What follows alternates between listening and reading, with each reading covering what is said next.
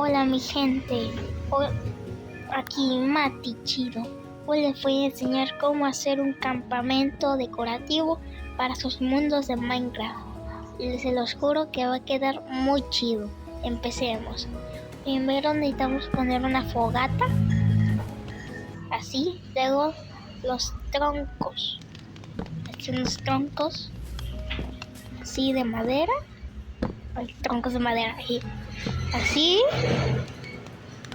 Listo, muy bien. Perfecto. Ahí. Así. Rompemos esto. Ahora vamos a hacer la carne. Vamos a hacer esto, esto y así. Ahora y listo. Ahí está el huesito. Listo. Si les gustó, denle like y suscríbanse. Ahí les voy a mostrar cómo quedó. Miren, así quedó. Miren, quedó muy padre, muy chido. A mí me gustó cómo quedó. Adiós.